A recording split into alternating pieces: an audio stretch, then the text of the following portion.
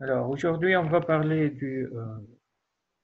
entamer le chapitre 5 qui parle des services de messagerie et les services d'application. C'est un autre domaine d'administration qui va se baser sur le partage de messages entre plusieurs entités du réseau et notamment on va étudier en profondeur les protocoles d'envoi, de réception, de récupération de messages et aussi les protocoles de gestion de fichiers ou d'upload de fichiers. On va voir le protocole SMTP, le protocole POP, le protocole IMAP et le protocole FTP qui va faire la gestion ou l'upload des fichiers et le téléchargement aussi des fichiers. Alors, c'est un autre type d'administration qui va se baser sur la messagerie, c'est-à-dire envoyer des messages depuis un expéditeur vers un destinateur. Et là, on va définir les entités de ce réseau ou de cette façon de faire l'administration qui sont déjà selon le modèle client-serveur toujours. Parce qu'on aura un client ou un ensemble des clients qui seront reliés à un serveur et ces serveurs vont offrir des services. Ces services, dans ce cas, sont des messages ou des fichiers partagés. Et avec ces messages, on aura la possibilité de communiquer entre plusieurs utilisateurs et aussi de recevoir ou d'avoir des informations ou de récupérer des informations depuis un serveur distant ou de télécharger tout simplement des fichiers depuis ce serveur.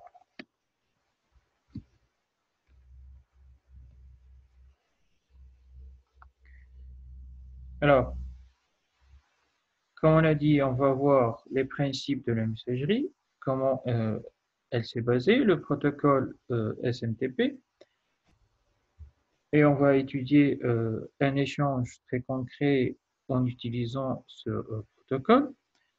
Et aussi, on va voir les protocoles de récupération de messages, qui sont le POP et le IMAP. Et on terminera ce chapitre par le protocole ou le service FTP pour File Transfer Protocol et comment faire l'upload et le download des fichiers sur Internet en utilisant cette relation client-serveur. Alors, la messagerie, c'est un ensemble d'informations qui va nous permettre de faire l'échange de données ou de créer des messages sur un ordinateur et de les envoyer. Alors, le message ici va être de plusieurs types. Le plus classique, ce sont des messages texte, c'est-à-dire que vous allez envoyer des textes écrits sur un document ou écrits sur une application d'envoi de messagerie, ou beaucoup plus, on va aussi partager des messages sous forme audio ou des messages sous forme d'image et des messages en forme de vidéo aussi à travers ces applications de messagerie. Pour dire que le message peut avoir plusieurs types et plusieurs formes à chaque fois qu'on a à partager. Et bien sûr, vous voyez l'expansion des réseaux sociaux qui ont défini une autre façon de faire la messagerie, c'est-à-dire de faire les messages sous forme de texte en différé, comme les commentaires sur les réseaux sociaux. Ce sont des messages envoyés sur euh, des expéditeurs ou des destinataires avec un temps différé, c'est-à-dire que vous allez trouver ce commentaire sur un réseau social et vous pouvez aussi envoyer des messages sous forme de vidéo, des stickers, des images, des animations. Et là, on aura à définir d'une autre façon la messagerie comme étant un message qui sera un message multimédia en résumé, et non pas uniquement du texte, comme on a l'habitude de voir avec les applications de poste, où vous avez envoyé une lettre, par exemple, qui a été écrite à la main, Mais ici, on aura à définir cette nouvelle notion, c'est envoyer des messages sous forme multimédia. Tout type de message peut être envoyé dans les réseaux sociaux ou les applications de messagerie. Alors, bien sûr, les messages peuvent être aussi d'une autre façon, c'est-à-dire d'une façon technique. Ils peuvent être soit des messages en direct ou bien des messages en différé. Les messages en direct, c'est-à-dire les applications de chat, par exemple. Vous êtes en train d'envoyer des messages et vous allez recevoir la réponse parce que les deux clients sont connectés en même temps. Mais vous pouvez avoir des messages qui sont différés, c'est-à-dire envoyer le message comme pour les emails et vous allez avoir la réponse un peu après et tout dépend de la connexion de l'autre utilisateur, c'est-à-dire le destinateur. Lorsqu'il va lire ton message ou ton email, il va te répondre d'une façon différente. Et là, on va certainement avoir des entités. On va avoir la messagerie qui va se baser sur le modèle ou notre modèle de base client-serveur. C'est-à-dire qu'on aura le serveur qui va regrouper tous les services qui sont engagés pour les clients. Alors, les clients auront à créer aussi des liens avec ces serveurs. Alors, ils vont utiliser déjà, ou ces clients vont utiliser des applications appelées les applications de messagerie. Et ces applications de messagerie, ce sont des applications ou des logiciels qui vont essayer d'offrir les services du serveur vers le client.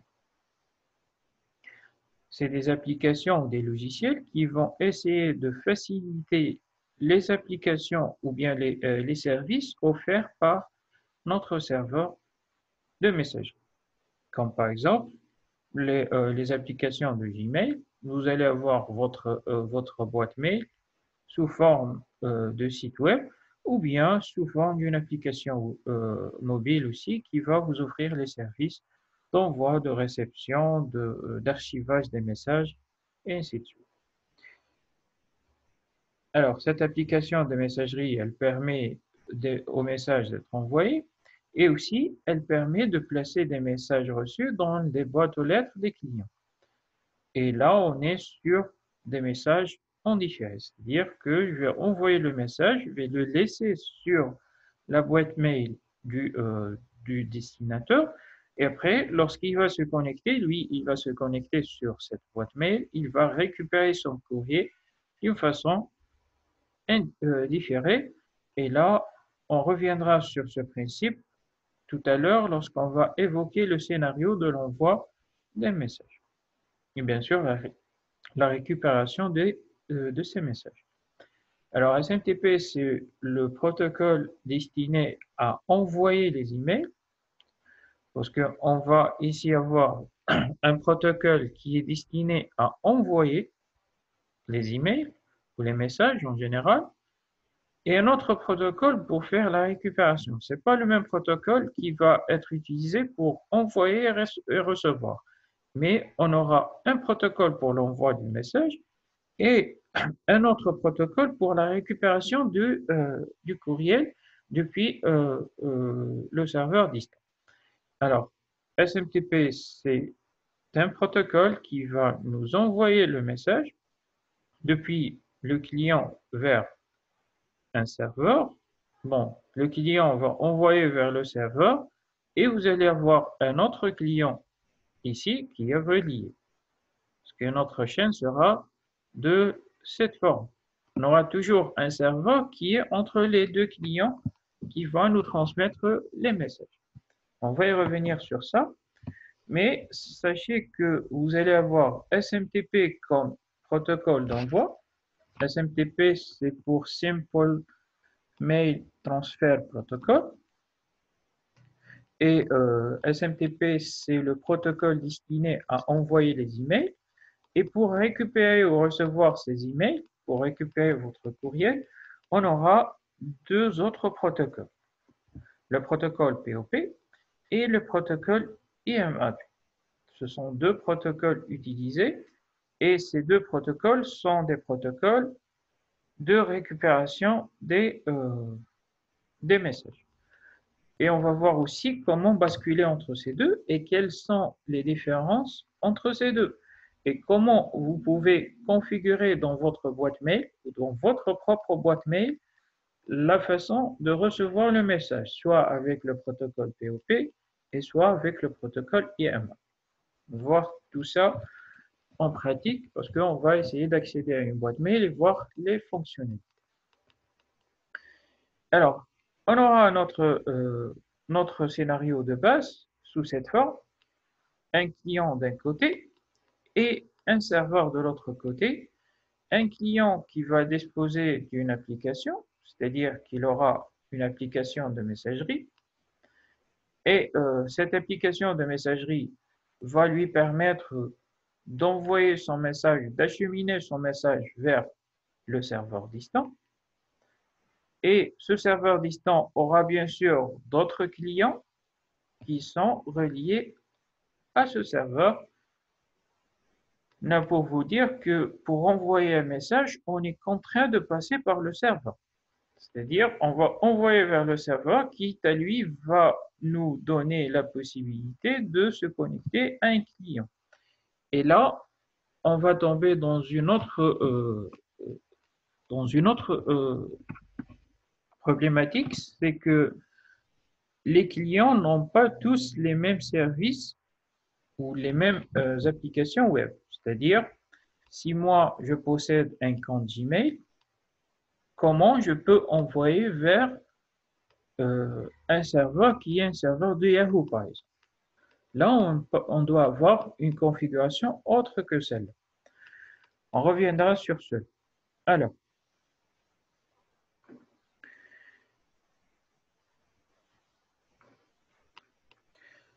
Alors, SMTP, c'est Simple Mail Transfer Protocol. C'est un service qui va se baser sur ces trois entités. Il va se baser déjà sur le MUA, c'est Mail User Agent, et c'est le client de notre service de messagerie. Ça, c'est la première composante de notre système. C'est la MUA, c'est Mail User Agent, et c'est considéré comme le client de messagerie. On aura aussi le MTA pour Mail Transfer Agent. C'est l'agent qui va envoyer le mail vers le serveur et qui est aussi chargé de la gestion des emails du destinataire. Le troisième ou la troisième composante de notre service de messagerie, c'est le MDA, c'est pour Mail Delivery Agent, et c'est le service de remise de courrier dans les boîtes aux lettres des destinataires. Ce sont les trois entités qui composent notre protocole SMTP. Là, pour résumer ces trois, on aura d'un côté un client et de l'autre côté un serveur. Et ce serveur sera relié à d'autres clients. Alors, si ce client-là va envoyer un message, alors le message ou ce message-là sera acheminé vers le serveur. Alors, ce serveur-là aura la tâche de donner son message ou de regrouper ce message vers les autres clients, de transmettre ce message vers l'autre client. Alors, celui-là, il est considéré comme émetteur ou expéditeur et ce message ou ce client-là, il est considéré comme destinataire, c'est celui qui va récupérer le message et le serveur va être celui qui va nous délivrer le message. Il va nous mettre le message. Alors, depuis ici vers le serveur, on aura le protocole SMTP.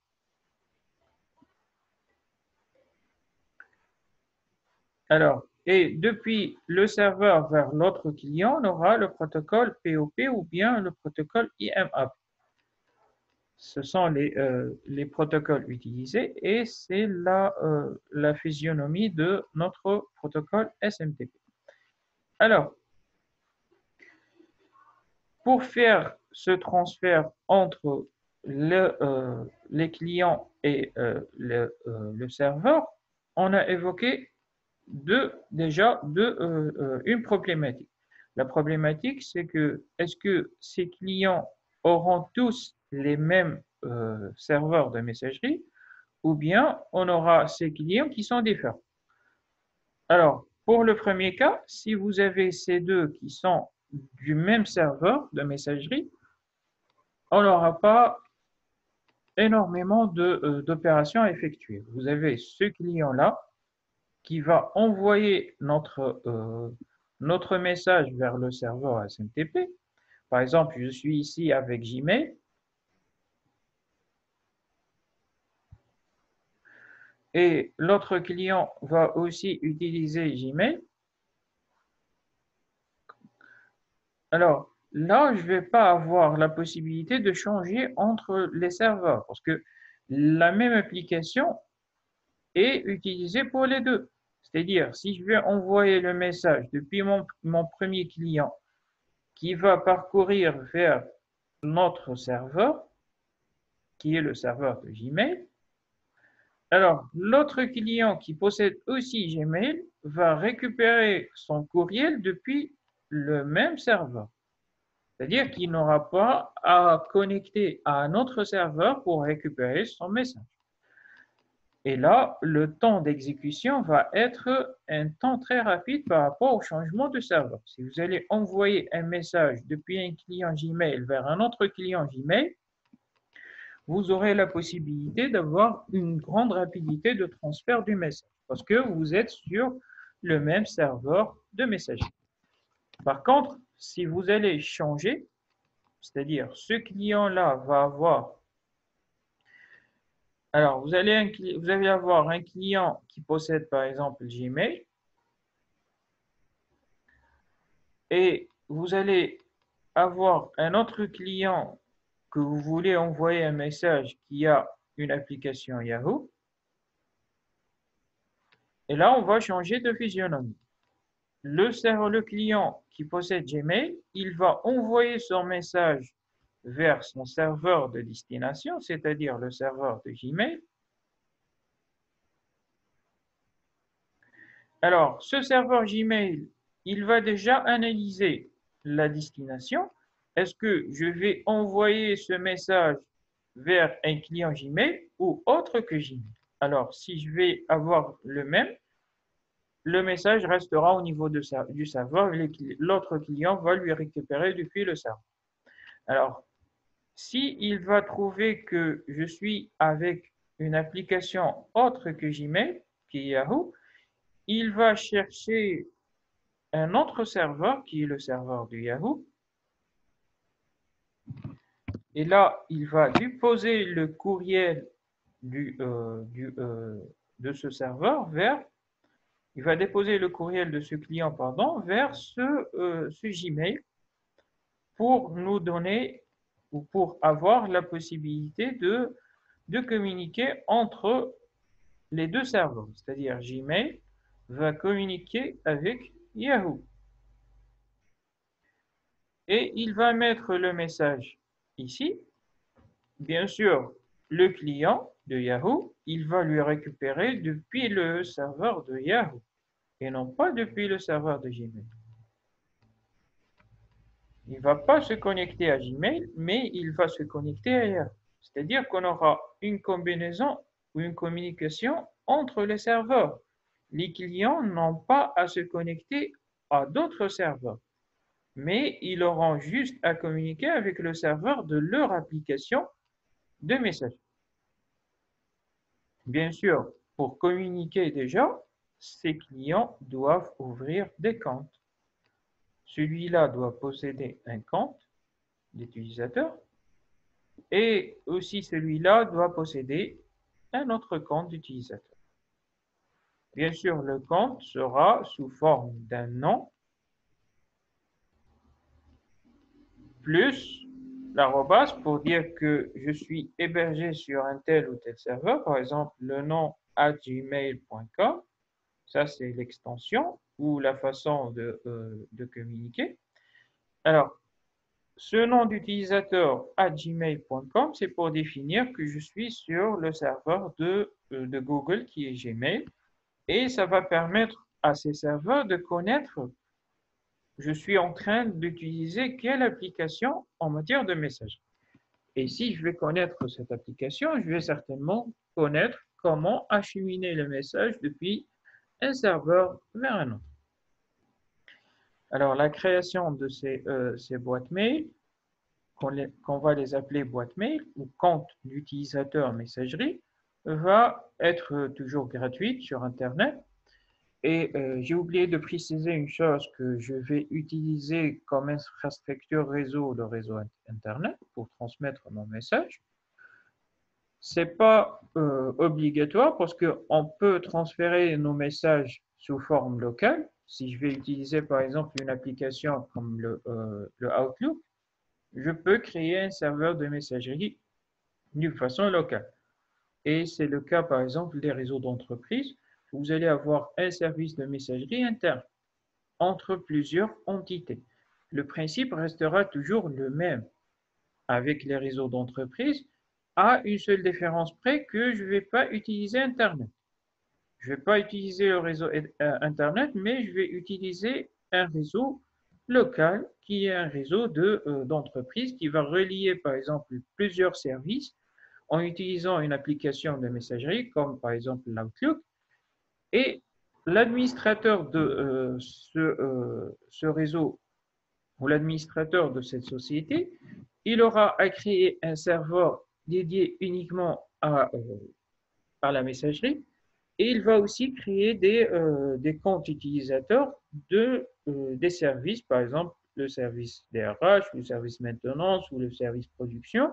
Il va créer pour chaque ordinateur un compte utilisateur par un nom d'utilisateur et un mot de passe qui sera en local. C'est-à-dire, ce sont les deux cas d'utilisation de la messagerie, soit sur Internet, et ce qu'on utilise c'est ce qu'on utilise quotidiennement, ce sont les boîtes mail que vous connaissez certainement, ou bien on peut créer ça en offline, c'est-à-dire avec des réseaux locaux, comme par exemple des réseaux d'entreprise, où là, on a besoin d'avoir un serveur dédié à la messagerie. On aura besoin d'un administrateur qui va créer des comptes sous la même forme d'Internet, c'est-à-dire vous allez avoir le nom @outlook par exemple, point quelque chose, point .com, pour définir la structure du compte, c'est-à-dire l'adresse restera la même que ce soit sur Internet ou en offline, on aura toujours la même structure de l'adresse. Une partie pour le nom, le arrobas pour dire que je suis sur tel ou tel service, et suivi du nom de l'application de messagerie, que ce soit Gmail sur Internet ou bien Outlook en offline.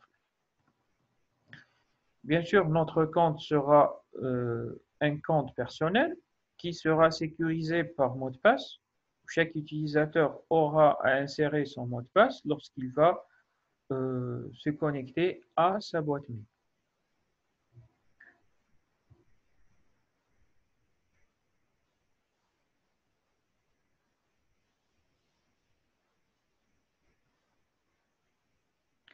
Alors, ici, vous avez des annotations techniques. Vous avez le protocole SMTP qui va suivre le service client-serveur. Il va utiliser le port 25. Chaque utilisateur doit posséder un compte sous forme d'adresse mail, que ce soit l'utilisateur qui va envoyer le message ou celui qui va le recevoir. Et tout cela va quand même imiter le principe de la poste. C'est le même principe de la poste, mais d'une façon à établir un service en réseau. Parce que si je vais me référer à la poste, vous avez par exemple celui qui veut envoyer un message vers ou deux personnes qui veulent communiquer. Vous avez l'un qui va écrire un message, le mettre dans une enveloppe, définir son adresse, l'adresse de destination, c'est-à-dire l'adresse de celui qui va recevoir le message, et aussi il doit référer aussi l'adresse ou sa propre adresse. Parce que, on va voir par la suite, en cas d'échec, on doit retourner le message vers le destinataire, et même d'une façon électronique. Alors, la poste, qu'est-ce qu'elle va faire? On va donner notre courrier vers la poste. On va envoyer ou mettre cette enveloppe dans la poste, et c'est à la poste elle va s'en charger d'envoyer ce message vers l'adresse qui a été indiquée. Alors, si la poste va chercher cette adresse et elle ne va pas trouver cette adresse qui est valide, elle va retourner le courrier vers l'utilisateur qui a envoyé le message. Et ce principe de la poste restera toujours valable lorsqu'on va utiliser la messagerie électronique à quelques détails près. Au lieu d'avoir des adresses sous forme d'adresses de local ou bien de maison, on va avoir des adresses électroniques ou un hébergement électronique d'un espace utilisateur sur une boîte mail.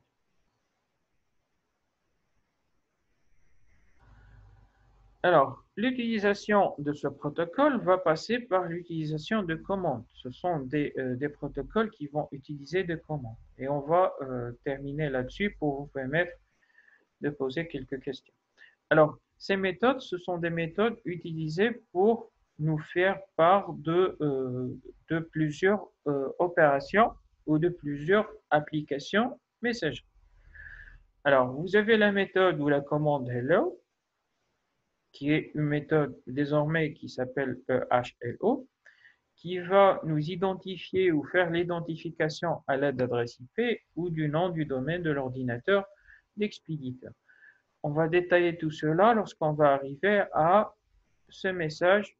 On va prendre cet exemple de message, on va décortiquer ce message et avoir toutes les fonctionnalités de ces commandes. Alors, avec ces commandes, vous allez avoir la possibilité d'envoyer des messages, c'est-à-dire lorsque vous allez faire des applications pratiques, c'est-à-dire écrire un message, notre ordinateur, il va traduire ces actions en commandes. De ce que vous allez faire dans votre espace personnel, dans votre boîte mail, ce protocole, il va le traduire sous forme de commande, comme par exemple la commande hello ou HLO. Vous avez aussi la commande mail from qui va qui va faire l'identification de l'adresse de l'expéditeur. Vous allez avoir aussi receipt2 qui va définir l'adresse de destination. Vous avez aussi la commande data qui va vous définir le corps de votre boîte mail, c'est-à-dire le corps de votre mail ou le corps de votre message. Vous avez la méthode kit, c'est pour sortir du service SMTP, et vous avez aussi help pour avoir de l'aide sur les commandes SMTP. Alors, je vais m'arrêter pour ces méthodes. La prochaine fois, Inch'Allah, on va essayer de se connecter sur Internet et voir comment traduire ces commandes sous forme générale, c'est-à-dire à faire des opérations sur les boîtes mail et aussi comment avoir des scénarios un peu particuliers. Lorsque vous allez envoyer un message sur une adresse qui n'est pas valide, on va définir cela d'une façon très détaillée et en utilisant des cas pratiques parce que on va accéder aux boîtes mail. Alors, je vais vous laisser la parole si vous avez des questions sur ce qu'on a fait jusqu'à présent.